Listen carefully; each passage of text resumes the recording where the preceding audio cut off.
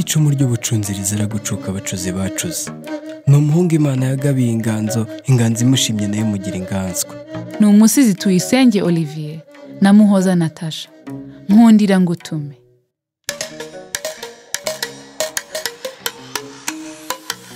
Nkundira ngutume. Enda hano mwana mwiza mwanzi w'ikibi, ngukeze ducyahe icyaba nk'ikibi cyose. Uze tuvange ibyo twavomye turebe ko hari icyavamo. Aya matage yoga atabwa tuyavugutira umuti. Nkundira ngutume. Nuntuma ndatumika niko mana y'ibyiza.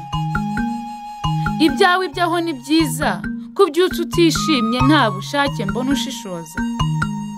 Ndabona nta mahoro ntayo, umutima wawe uracura intimba, ngaho nterurira iyo ntero, sinatuza udatuje. Sinatuza icyo uragitoye. Nkundira nkwitumire ngutume bitinde, kuba tuye badatuje ugende uhature muturane bitinde. Ureke imbamutima ubambariza imbere nta mbabazi mbona, mbayeho mbabaye.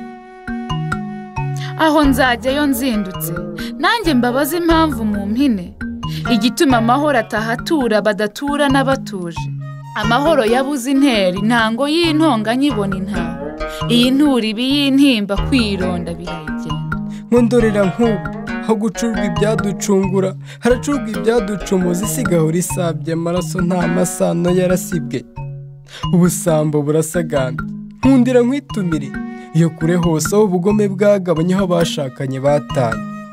Ndajyayo bambe mbabaza impamvu yenda twabona impanuro, amahoro akabura ikimwari, y'indari ikaba ihuriro ryiza ryuzuye. Icyaha n'icyene wabo bigashyirwa mu mwobo, umwana w'umuhanda akaba umwami akareka guhonyorwa. Ngahegera hino nkundire ngutume, unyaruke winyabye, iyi mizingo uyizingure ndabizi ntawe uzabikuziza. Ububwire amazi ya birya bizo bisiga bisobanura, witware neza uramenye, aho niho data yandangiye umuti w'amatiku. Sinabisandaguza ndakakwibuza, worosoye uwabyukaga, ibyo ndabyumva ndanabyemera. Untume numike, kuko iyi nturo ntuyinera intinyu, ko mbona uruvange rw'abavuka nta kivurira. Nta mahoro hari uguhora, icyitwa ikibi cyagabanya amasho. Mbere na mbere uyu muzingo tutarawuzingura, ngiraho intambara ifite intego, unterere iyi ntero witere mu buhatuye. Uti mbe nitizina ati iyo ntambwe iganje urwango yarwubaka urwo rugo, kwizanyuza biro rwanaga u Rwanda rw'iyo rwaganza. Nzajyayo rwose, inkuru nk'iyi igomba gukwira igakwirakwizwa, aho umwana agira umwanzi, aho ubusambanyi bw'imitswe. Igihe kirageze, ndarushe ndanarambiwe, ndambiwe ibyemewe ntemera, izi nzabya zinzonga zuzuye inzangano. Zimye amahoro icyicaro, icyitwa icyaha cyitwa icyiza baragikenyeza kirakezwa, bacyahura mu gacyamu. Niwamvunnye mvuga nishimiye uyu mushinga, nakubonye ngukeneye nguzane umusanzu, dusa n'isi yasuwe na Sekibi hagatura ikandamizwa.